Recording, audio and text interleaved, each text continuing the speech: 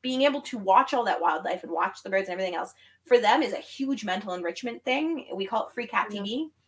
Yeah. And they enjoy that. That is part of why they like being there. So I would say find a way to do it that allows them to enjoy what they enjoy doing too, because it's also their vacation. Welcome to the Kitty Cat Go Adventure podcast, where we discuss various topics related to cat adventure, travel, training, and enrichment. I'm your host, Emily Hall, cat trainer and cat adventure enthusiast. Join me as I share my own tips and advice and chat with the experts to help and encourage you to give your cat the best life possible. Remember, no adventure is too big or too small. I can't wait to learn, grow, and explore with you.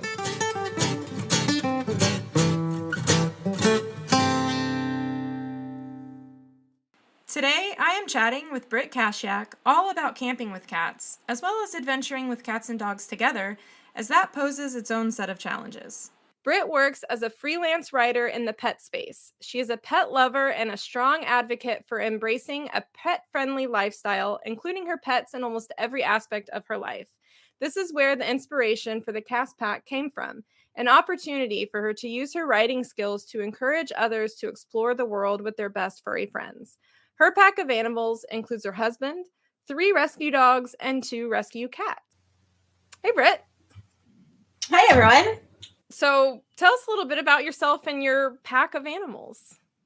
I am an absolute pet lover, and that's actually why I got into freelance writing largely, was so that I could stay home with our animals. So I work from home. I am here with my crew all the time.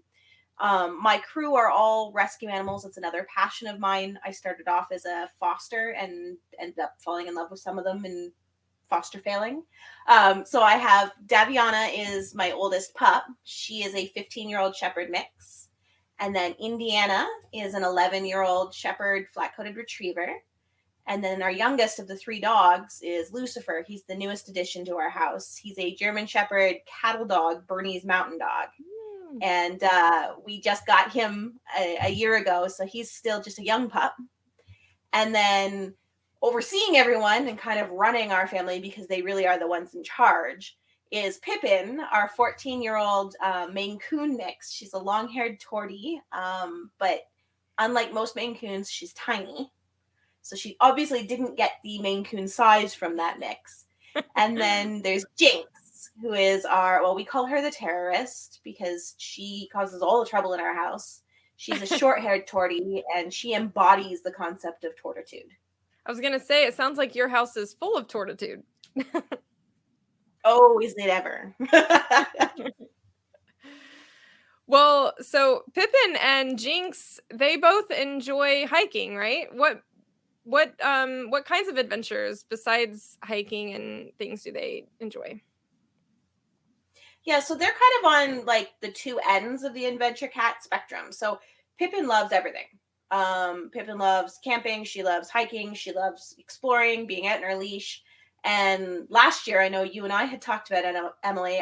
Pippin decided now she's not afraid of water anymore out of the blue. So water was always a fear, and we set up one of those like kiddie pools in our backyard, and all of a sudden out of the blue last summer she decided to climb in and start playing. So now we're exploring canoeing and kayaking and swimming with her, which has been fun. And then on the other end is Jinx. Jinx is a little bit of a princess. So Jinx loves camping if I have her camp set up right so that she can just like sunbathe and lounge around. And she loves hiking if she's in her backpack. But she doesn't want to get out. She doesn't want to walk around much. She'll like walk for maybe 5 minutes, and then she'll look at you like, "Excuse me, human, you're supposed to be carrying me." So they're definitely 2 ends of the spectrum. I'm imagining her, those things where like people carry with the 4 legs and like one person on each side, and she's like lounging and eating grapes and like a leaf fanning her. Yeah, she would love that. That would be totally Jinx. Yeah, well, what made you decide to try camping with them? Because camping with cats adventuring with cats in general is not totally mainstream and common yet. But especially camping, that's pretty, I don't know, a very unique activity. What made you decide to try it? So I guess my mom was kind of breaking the mold a long time ago because we grew up, we actually had a tent trailer, so it wasn't quite the same. Like I tent with mine now, but in the tent trailer, mom always brought our cats with us when we went places. So I grew up camping Oh, with cats. nice. She was doing it long before it was, no, it was common, or I guess more common, I should say, not common, but um, they didn't really adventure much in the sense of like leaving the trailer or doing much outside of the trailer, but they loved being able to be in the tent trailer, and we would take the one end and we'd put down all the windows so that they had screen all around the outside, and they would enjoy the fresh air and relax there, and they loved being able to be with us wherever we went. So I kind of took that and ran with it. Yeah, that's awesome. Did you find that you had to do any special training or preparation to get Pippin and Jinx used to camping? Yeah, the tent is a whole new ball game for them.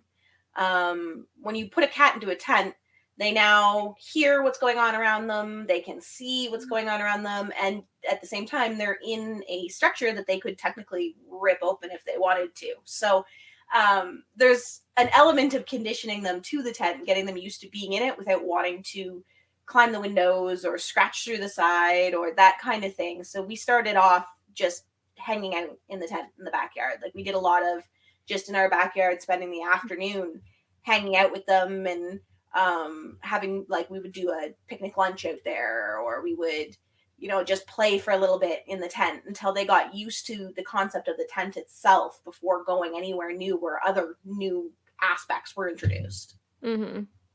Yeah, that's a great tip. I know, I mean, I camp with my cats as well, and that's something that we did. We set the tent out in the backyard and even, did test runs overnight to see how they would do before you actually take it somewhere else, right? Because then if you have to abort the mission, you're close to home and can just go inside. It's also a great chance to get used to things like finding the right litter box setup and that kind of thing, because if that goes wrong and somebody decides to protest, you can easily clean up the mess and get everything into the house or get out at something else you need versus at a campground. Because I know Jinx is notorious for, if she doesn't like the litter or she doesn't like the location, she's one of those cats that'll pee on the ground beside it and look at you at the same time, like, you made me do Mm. this. So figuring all of that out, it was nice to have the house right there in the beginning. Yeah, so on along those lines of the litter box, do you do anything special or different with the litter box and at home, or do you just like bring your regular litter box, regular litter? How do you handle that? We bring, so we've tried a few different things. We've tried disposable litter boxes. We've tried bringing our normal litter box, but it's quite large. And recently, we've actually made the switch to using a portable litter box, like it's a cloth side and folds up, Mhm. and then placing a litter box liner inside it. Because the problem is, where we live and camp and spend all of our time, is it's pretty heavy bear territory. Mm. So having those scents around attracts bears to your tent. So what we've learned is that if we put the liner in and change out that litter box right before you go to bed each night, you can get that smell out of the litter box itself before going to sleep. So it's less tempting for bears to kind of come and try and figure out what's going on in the campsite. Yeah. Yeah, that I hadn't even thought about that. I've never camped anywhere where bears were a concern. So yeah, good tip. Yeah, So I guess it's pretty common around here. Like, they even in the campsites, the garbage bins, for example, in one of our favorite campgrounds, are surrounded by a fence with barbed wire on the top to try and keep the bears out of the garbage bin. Like, it's a significant issue around here, so it's something we've had to kind of mm, adapt to and figure out. yeah. Is there anything else you have to do in regards to bears with having like your whole family there, like the dogs and the cats? Yeah, the biggest thing is just to keep anything that has a scent that would attract them out. So food dishes has to stay in the vehicle. Any like litter that we use, we choose like a no scented litter, so that because they're even attracted to toiletries, so like shampoos and soaps. So the scent in the litter could possibly attract them. So we choose a non-scented litter. We try to make a point of giving just a quick wipe down with like a grooming wipe before we go to bed, just to get off any scents that they might have, because I know, for example, Pippin's a bit of a messy eater sometimes, so she's got that Maine Coon mane, and she'll get like food in her mane, so we clean that out to make sure that that's not a problem. And we have a separate water dish in the tent versus out of the tent, because the one out of the tent is going to be near their food, and we don't want anything that's like near that food scent in any way, just in case they like knocked kibble into it or something like that. Yeah. Wow. Wouldn't have even thought of these things. I guess we do have bears in Georgia, like in North Georgia, but I've never gone camping up there. I've always stayed around the middle Georgia and South Georgia areas, so bears are not a thing. We have to worry about coyotes and alligators, but not bears. Yeah, I don't have the alligator problem. Coyotes and bears, yes, but no alligators here. So Terry is asking about tent camping. She says they've only camped in a small tent in their car. What size camper, tent, or RV do you use? So it depends on what we're doing and how many pets we're bringing with us. So confession, I'm a bit of an outdoor travel addict, and I may or may not own 5 different tents. So it depends on when we're going and what we're doing. We only tent camp. We don't have an RV or a trailer that we take. We have a utility trailer we take now just to carry some of the gear, because with 3 dogs and 2 cats in the back seat and everything, there's not a whole lot of room to pack gear to bring with us. If I'm backpacking with any of the animals, we do have a 2-person and a 3-person backpacking tent. And they are a little bit lighter, a little bit easier to carry, but it is a little bit harder in terms of space, because backpacking tents are designed to just sleep. Like, they're not designed to have any space to move around. We don't usually take the cats backpacking, only because I like being able to have the vehicle there in case there was ever an issue with them. They're a little bit less confident around some of the wildlife and issues like that. And because, once again, being in bear territory, bringing a litter box out there is not something that's, the best idea in the world. So it's usually only one of us with the dogs, or both of us with a dog or whatever.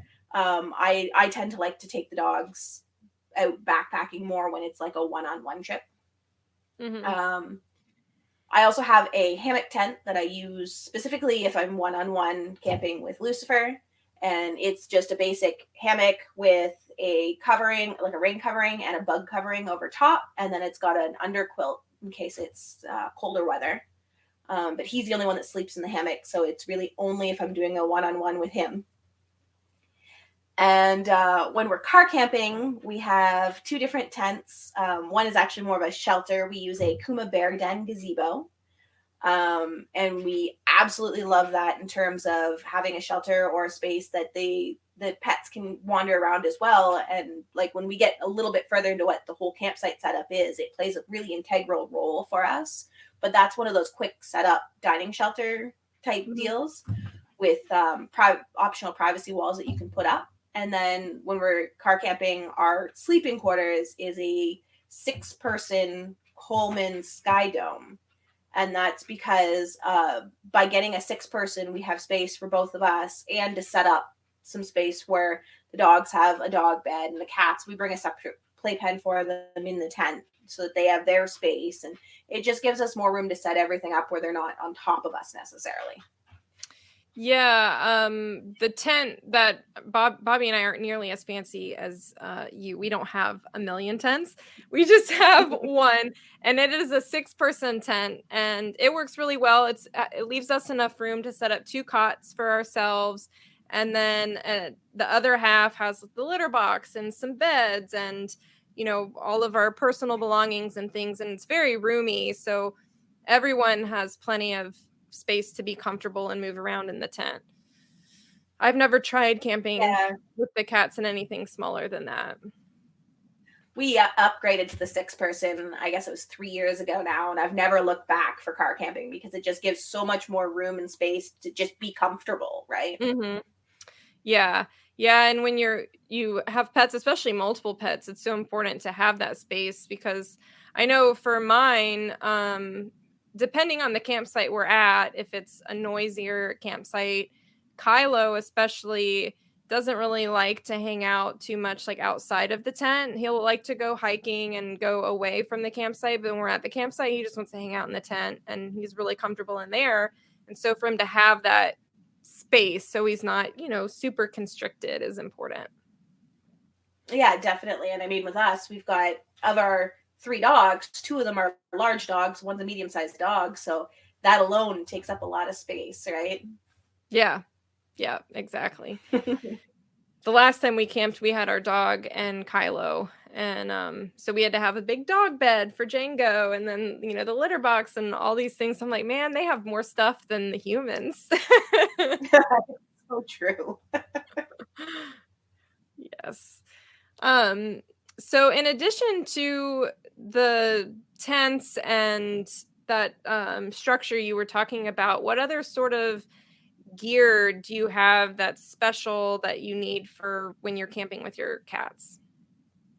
Yeah, so we generally set up our campsite having 2 zones. One is kind of our outside hangout zone, and then there's the tent zone. So in the tent zone, we have our 6 person tent.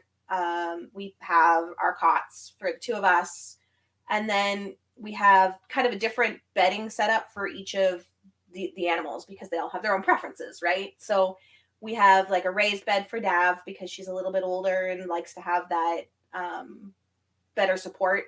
It Mhm. makes it so she's not as painful when she wakes up in the morning. And then Indy likes just a regular bed. Lucifer sleeps in bed with me.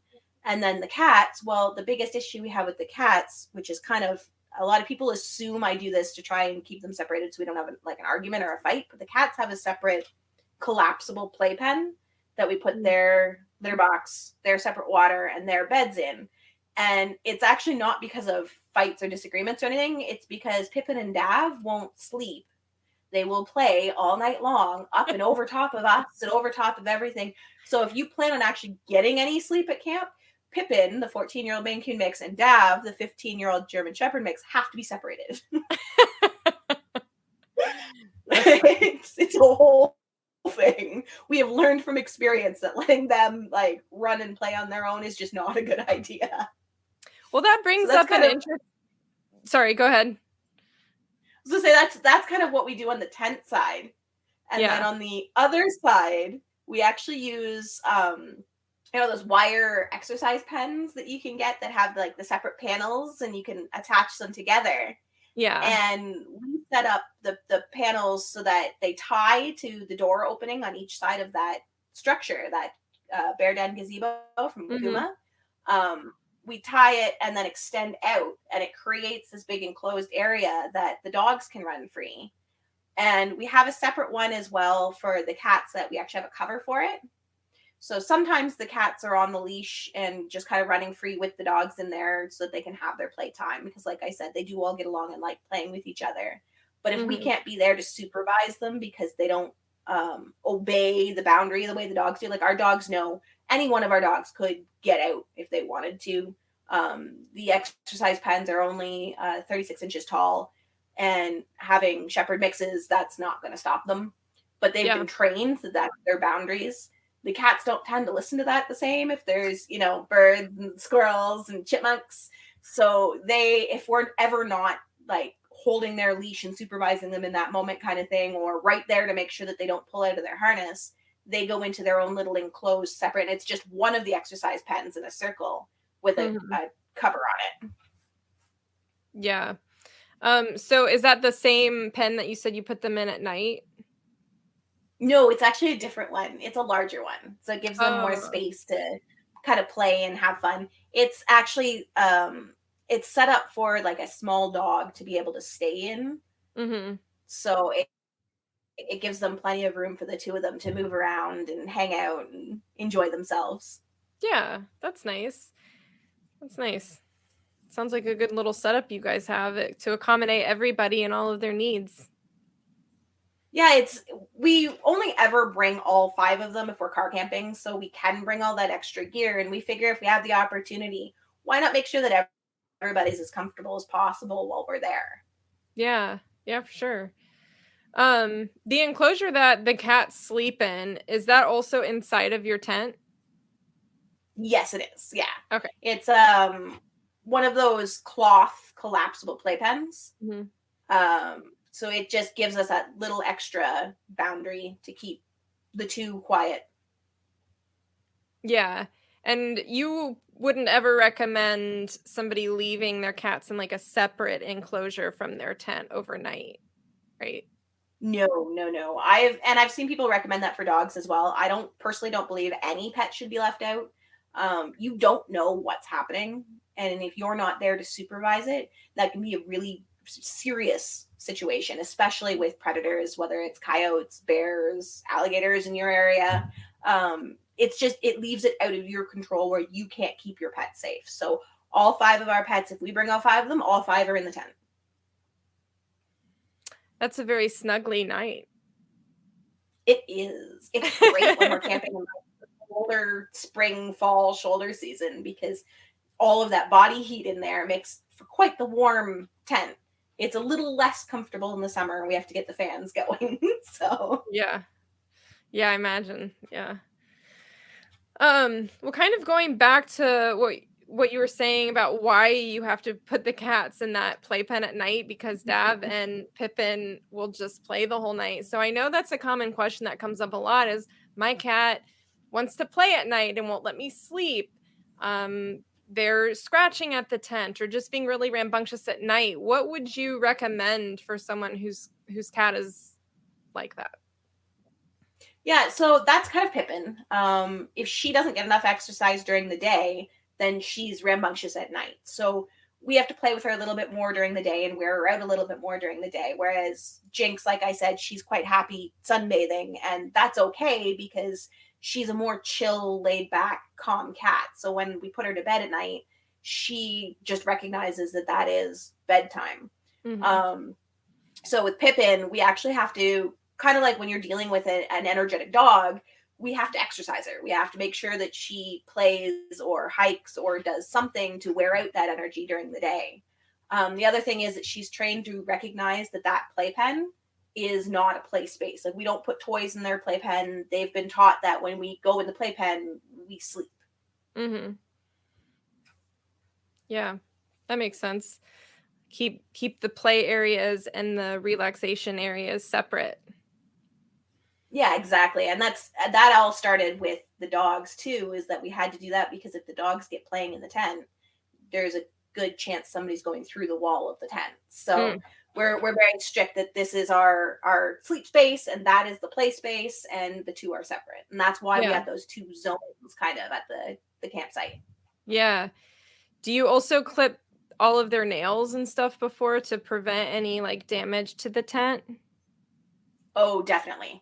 And not directly before. We do it about 3 to 4 days before, and then make sure that we get them out walking because that files it down. Otherwise, you have the sharp edges from having it clipped Mm, that can still cause damage. So, about 3 to 4 days before any camping trip, all of their nails get trimmed, and we make sure that they all get some sort of walk or hike on either a rocky surface or a pavement surface so that it can have that filing process. yeah, cool. Question from Terry. She's asking what the difference is between camping and glamping. Yeah, so there is no like strict line between camping and glamping. So it kind of depends on who you ask. Everybody has their own opinion. For me personally, I kind of draw the line at when you start bringing in the conveniences of electricity and sewer hookups and all of that fancy stuff. So if you're getting away and you're going off the grid, you're camping versus glamping could be, and sometimes it's a tent, but it's a tent with normal lights, electrical lights, and all of that fun stuff. So it's kind of bringing a little bit of that extra perks and benefits of being in a a normal home situation or a fancier situation. That being said, I believe that glamping is a type of camping, and I would rank that the same as, people who stay in yurts or cabins, or it's all camping. It's just a different type of camping to make it accessible for everybody to get outdoors. Yeah, I agree. And see, I would consider yurt camping or even like a more rustic cabin as glamping. And Yeah. see, when we do camp at sites that have electricity and water. Even like we don't have an RV, but just for our tent, we like to have the electricity. My husband needs a CPAP machine to sleep at night, or I'm not sleeping. So we better have that electricity so he's not snoring me out the whole night. So we require a little bit of the creature comforts of electricity and water, and I also like to have bathrooms nearby. So to some Yeah. people like you, that might be glamping, but to me, that's camping. And that's the perfect example of the fact that it's different for everybody, right? So Yeah. we do have a little, I should preface and say, we do use a little bit of electricity and electrical items. I do sometimes work from camp, but we have a solar panel and a portable power station to allow us to do that. So Wow, yeah, you guys are like hardcore.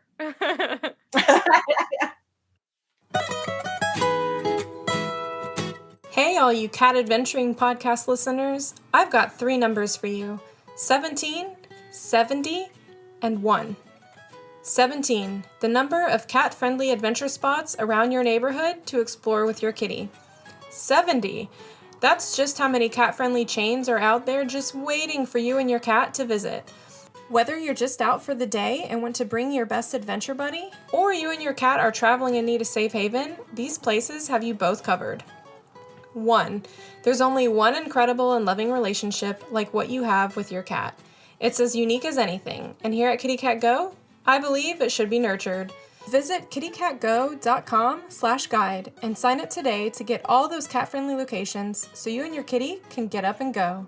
All right, back to the show.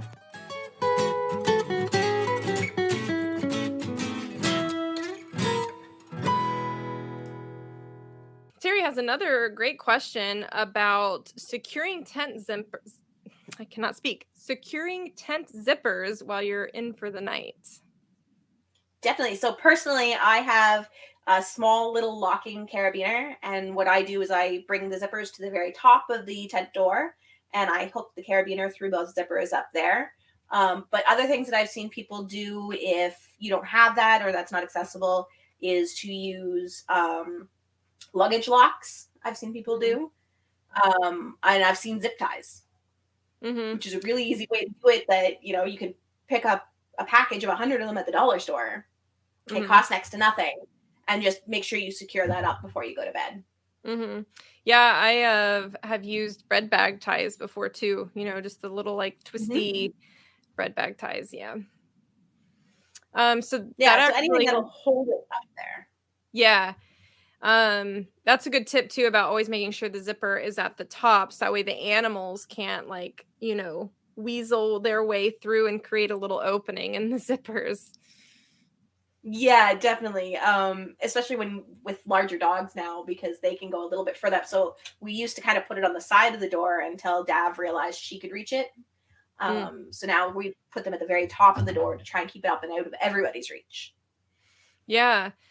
So along these same lines, at night, you've got your tent secured, you're asleep, you wake up, maybe have to go to the bathroom or leave the tent for some reason in the middle of the night.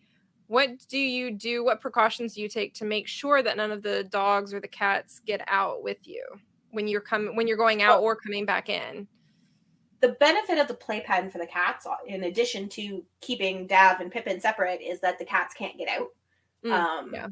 They're secured in that playpen area. So then it's just our dogs. And that for me largely just comes down to training. My dogs have been trained with a place command. So if I tell them place, their association of that command is with a blanket. Each of them has their own separate blanket. They're 3 different colors. And wherever we put their blanket, when I say place, that's where they go and they lay down until they've been given the command that it's okay to leave and that they've been released. So we make sure that we have those blankets with us anywhere we go. And that makes it really easy for me because I can just give them a place command and then open up the tent door, and nobody's coming out the door, nobody's trying to escape. They're where they should be until they've been told otherwise. Yeah, and I know you can train cats to do that same thing. So for those who maybe don't secure their cats in a separate playpen, you could do the same thing. And I mean, if we're solo camping, we often just bring them with us. Because Yeah. when we solo camp, we only bring 1 or 2 pets. So it is feasible then to bring them with you. Just because I don't trust leaving them alone with nobody on the campsite with them. Yeah. But when both of us are there, you can just put them in a place. The cats are secured, and the other person can keep an eye on them, so it works out. Yeah. Yeah, makes sense. What do you do if you have to leave your campsite? Like if you're going on a hike or going to do some sort of activity off-site, do you bring everybody? Yes, we bring everybody with us. Whether it's to go to the beach, we make sure we're going to a pet-friendly beach. If we're going to do a run because maybe we needed to pick up some groceries. I've got a trip coming in July where we're going to be out for the better part of 2 weeks. So there's going to be a grocery run in there because you want to have some fresh produce and stuff like that, and it's not going to survive in a cooler for that long. Yeah. So when we do that, everybody goes in the vehicle. Or if we go for a hike, everybody has to go hiking. The only exception would be if one of us is staying behind. So some of the campsites we go to, or the campgrounds we go to at the provincial parks, for example, do have shower facilities. And so if one of us is going to take a shower, the other one stays back with the animals. But if we're both leaving, yeah, everybody comes with us. Yeah. So I guess it's safe to assume you wouldn't recommend ever leaving an animal behind at camp, like in the tent for, while you go hiking or doing something else. No, and for several reasons. It's a safety concern. Once again, coming back to that whole wildlife thing, it only takes a couple seconds for a predator to get into a tent or even a trailer. I was at a campground last summer, and a coyote actually ripped open the door on the person's trailer Oh my and went into gosh. the trailer. Now, luckily for them, everybody was gone. Like they had taken their dog with them hiking. The assumption is that this coyote either smelt the dog food in the trailer or the food in the trailer. And because there was nobody there to scare it off, it had some time to work on the door and it let itself in. So it tore away like a corner of the trailer door because they're actually not that strong. Like if something wanted to get into it with teeth and nails, the travel trailers these days aren't built to withstand that, right? Yeah. So yeah, it's just not something I'd feel comfortable with. And then the second factor is just out of respect for everybody else, because both dogs and cats have a tendency to vocalize when they've been left alone and they're stressed out and they're worried. And that sound of a dog constantly barking or a cat constantly meowing can ruin somebody else's trip. So out of respect for the people camping around you, I don't think it's a respectful option. Yes. Yeah, I would say that makes me think of, I've never had something like that happen when camping, but like staying at a hotel. I remember staying in a room and the person beside me had a dog and I had my 3 cats and a dog. But I didn't leave them behind in the room, but this person did. And they left like all day, and all day long I heard that dog crying and crying. I felt so bad for it because it was obviously stressed and scared. And also it was just super annoying. Yeah. Yeah. So no, we just take that extra precaution because it keeps them safe, it keeps everybody happy, it's respectful for everybody else.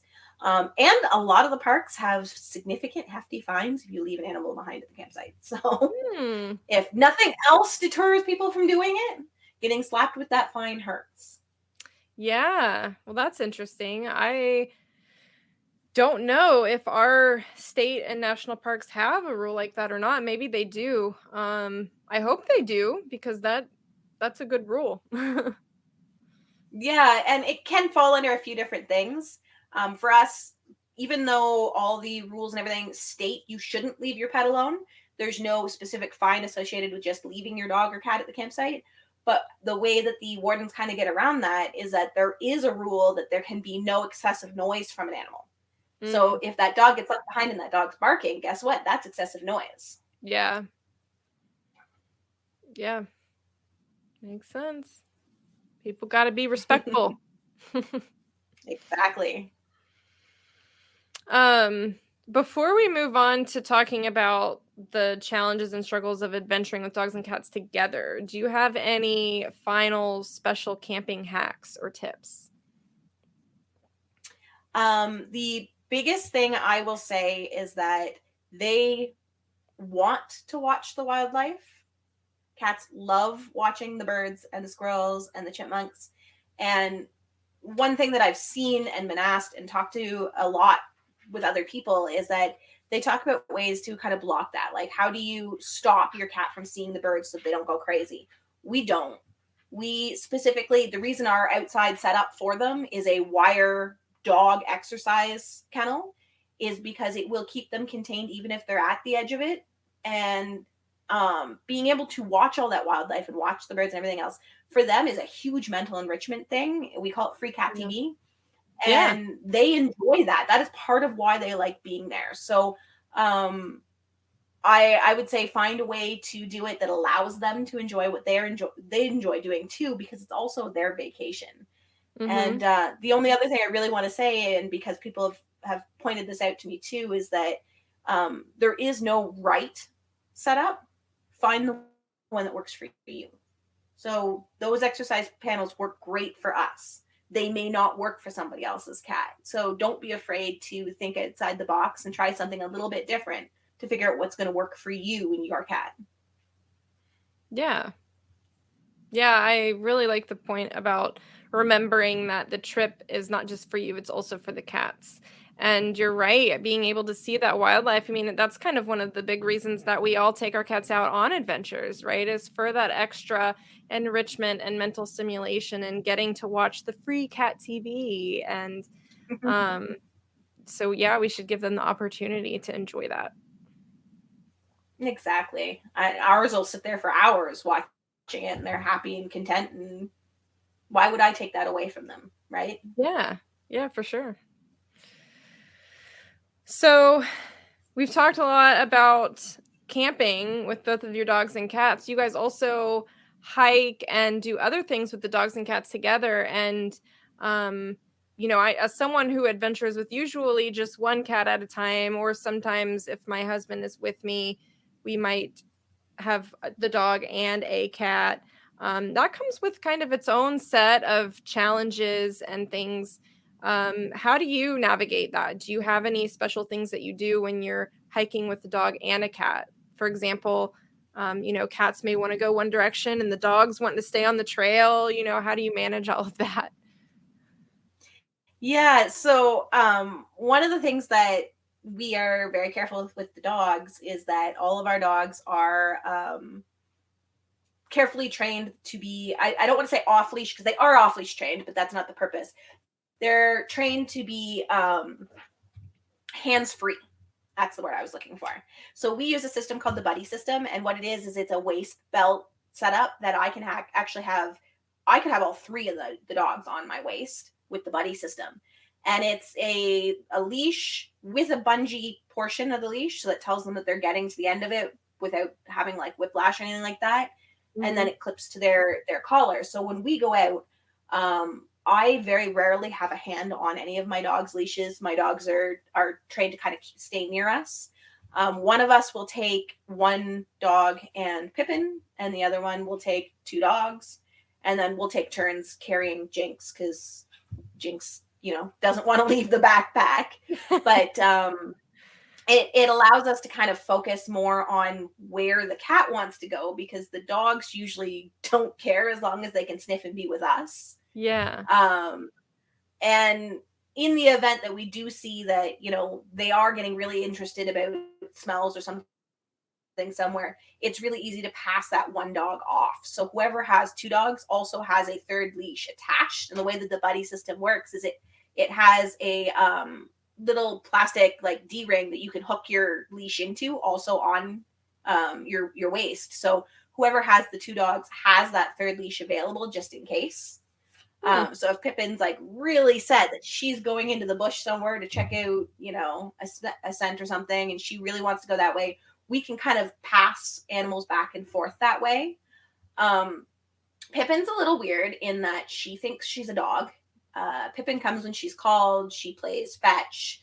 And when we're hiking, she walks right alongside the dogs along the trail. She actually like looks to them and gets excited to be part of the pack walking alongside them. So we're lucky in that sense, is that she wants to be with them. She wants to be with her pack.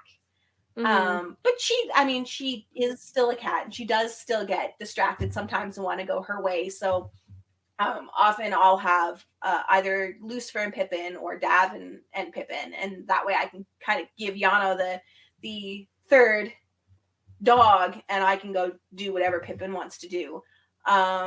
We also make a point when we have all 5 of them camping that we do some one-on-one hiking time too. So I will take just Pippin out and let her have some cat time without the dogs there.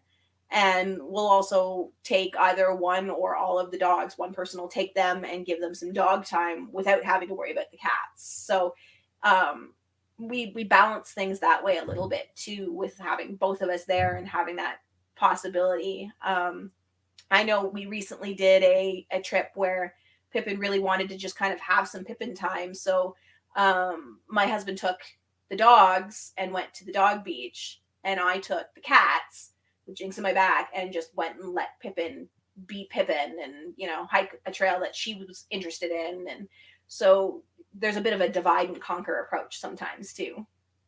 Yeah. Yeah, I love that. You have very well thought out plans so that everybody is happy and gets to experience the wonders of the outside world altogether.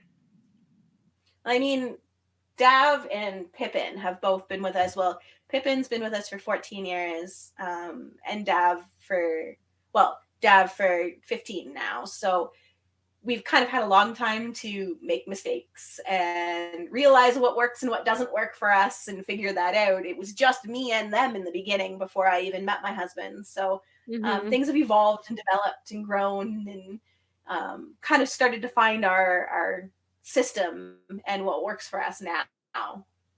Yeah, that's awesome. You need to have a video or pictures of you with your waist belt and Yano with all the animals attached to you, because I'm picturing that in my mind, and it's very crazy looking.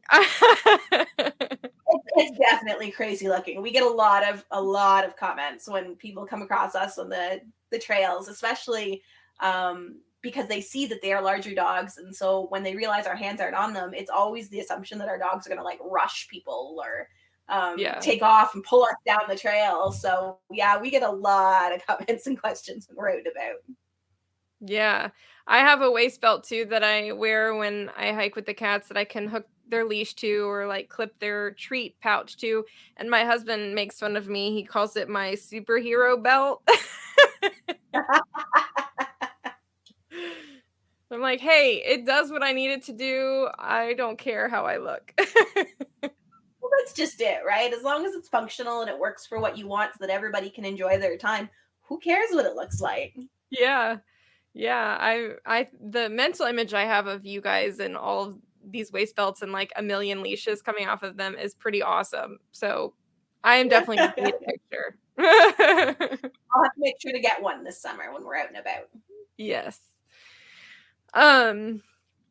So since your cats are very accustomed to hiking and camping and just being around your dogs, have you found that they're a little bit more accepting of strange dogs that you encounter when you're out as well, or are they nervous, or how do they feel about strange dogs? Jinx is nervous. Jinx is nervous about anybody she doesn't know. So cats she doesn't know, people she doesn't know, dogs she doesn't know. Actually, the people thing, it is very short lived, and then she decides she likes people. But animals she doesn't know, she's very nervous about. But we actually have the opposite problem with Pippin, and this is something that I do want to warn anybody who has like a multi-pet household like that, is that Pippin has hit the point that she's almost too trusting. So we have to be aware of what's going on to protect her, because when she's playing with our dogs, she'll run up to them and throw herself on her back. And she's exposing all of that like highly vulnerable area to them, Mm-hmm. because that's how they play, right? The dogs will nose at her stomach and she grabs onto their nose and they do their thing. But it then hit the point that because she's so used to having 3 dogs here that all play with her and love her and clean her and cuddle her, that left to her own devices, she'll walk up to a dog she doesn't even know, throw herself in her back, and leave herself completely exposed. So, yeah, we have to be very aware of what's going on, and we have to be willing to take that stand to protect her, because she's not going to protect herself. Yeah, I have that same problem with Sophie. Sophie very much just thinks everybody is her friend. And in the house that we lived in before where we are now, our neighbor had a dog, and both of our yards were fenced in, but it was like a chain link fence, so you could see into the other person's yard. And their dog, I don't know if it was friendly to people or not, but it would always growl and bark if we were out in the backyard with Sophie. And it would be at the fence, like snarling. And I mean, I would not want to go near it, but Sophie was just like strutting right up to that dog, like, "Hey, man, aren't we best friends?" And you got to like grab her and be like, "Sophie, no, that is not safe. Use your noggin there, sweet girl." She just Yeah, thinks I don't know. everyone is her friend.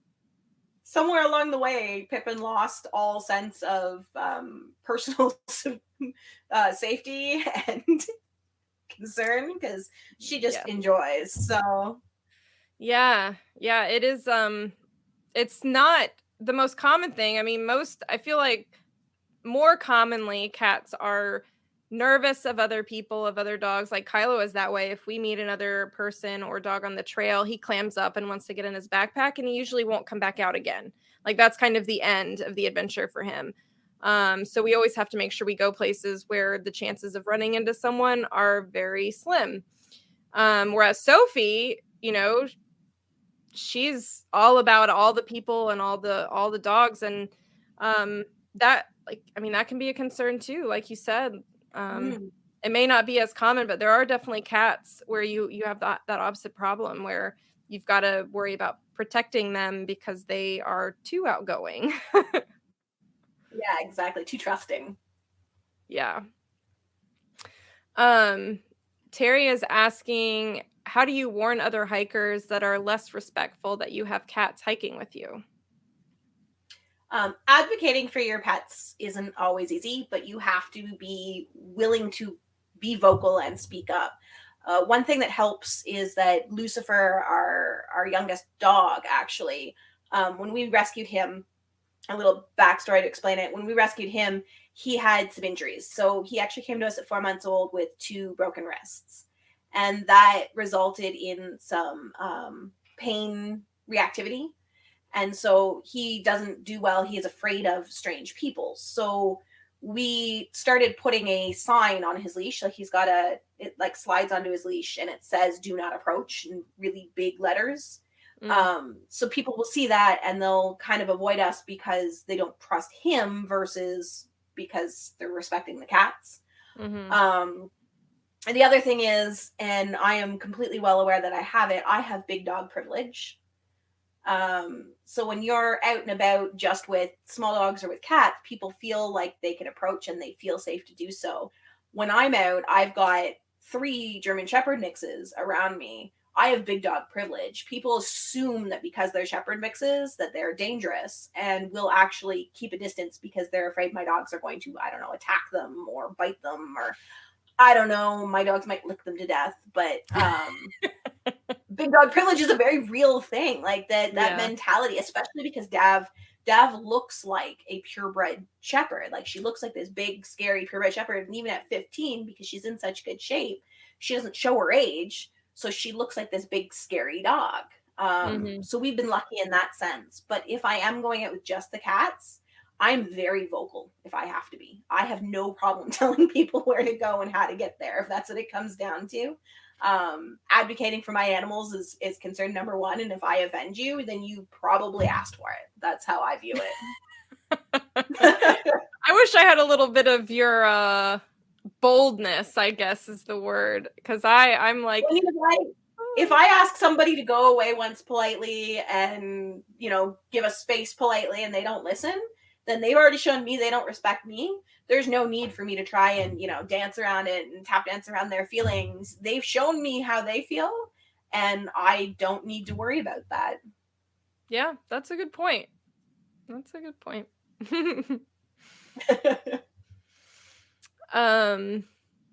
Darren is asking if you ever encounter coyotes or other wild animals when you're out.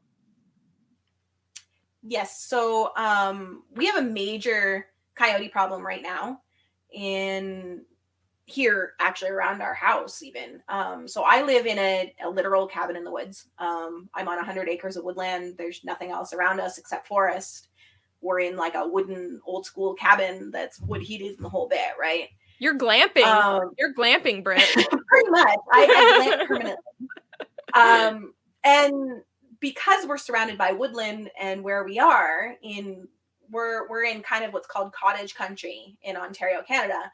So there are bears and coyotes around the area a lot. And the coyote problem in particular, they will come almost right up to the house, to the property.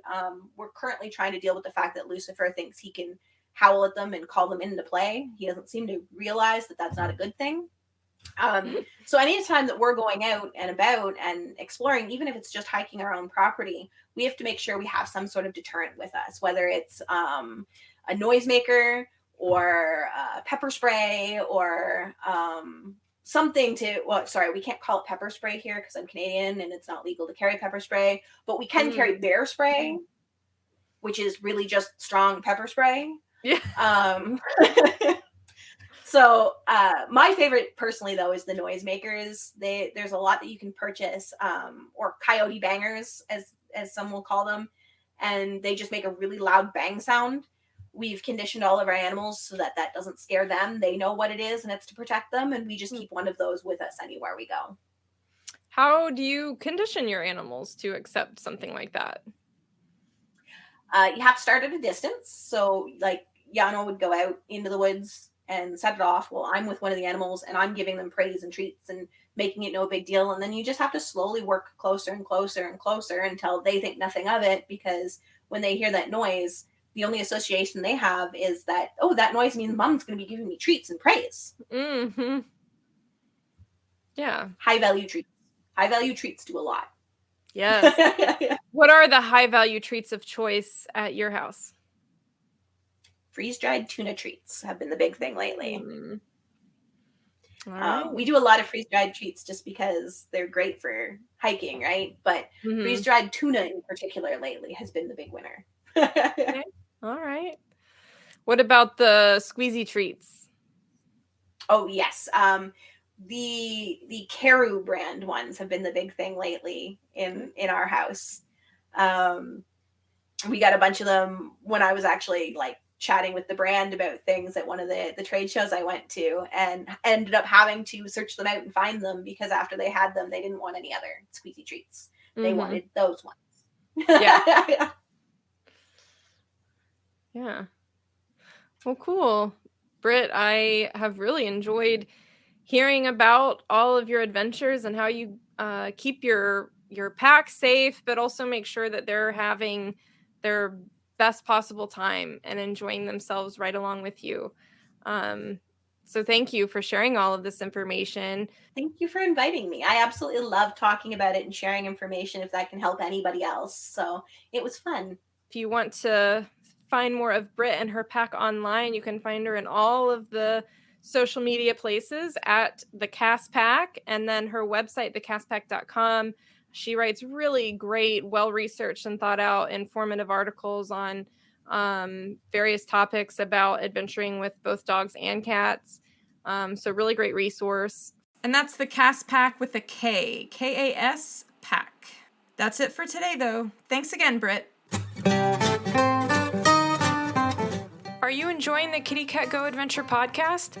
Let me know by leaving a review. This will help others to find it and hopefully be inspired to get out there, try new things, and go new places with their cat. What questions do you have about adventuring with cats? Or maybe you'd just like to chat with me about what you learned in this episode. Find me on Instagram at kittycatgoadventures. You can also screenshot this episode and tag me in your stories so I can see who is listening. I'd love to continue the conversation with you, so find me on Instagram or join our Facebook group, Kitty Cat Go Adventure Team, so you can connect with a whole community of fellow cat adventurers. And as always, you can find the show notes, including all links and resources discussed in this episode at kittycatgo.com/podcast. Until next time, happy adventuring.